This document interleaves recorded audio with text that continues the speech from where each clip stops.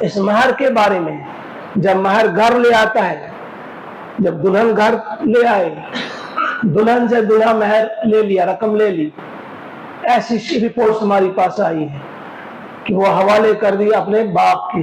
اب اس کا باپ جو ہے اس سے کاروبار شروع کرتا ہے، جس کاروبار میں شریک اس کے اور بھائی بھی ہیں۔ بھئی یہ تو آپ حرام کھا رہے ہیں، یہ تو آپ نے ڈاکہ ڈالا ہے، اس پر آپ کا حق ہی نہیں ہے۔ جو مہر آپ دیتے ہیں وہ دلہن کو دیتے ہیں، اپنے بیوی کو آپ نے دیا، اس پر تو دلہا کا بھی حق نہیں، اس کے شوہر کا بھی حق نہیں ہے، اس کے باپ یا اس کے بھائی بہن ان کی تو بات ہی نہیں ہے۔ لیکن اس سے لے لیے اس کی رقم اور پھر کاروبار میں لگا دی، گھرے کنیشی بس لگاؤ، آپ کیا کہتے؟ اس معاملے میں نہیں ہے یہ ایک بات، یہ اس کا حق ہے، اس سے آپ نہیں چھین سکتے۔ آپ کہیں گے سب کرتے ہیں، یہ اس کا جواب نہیں ہے۔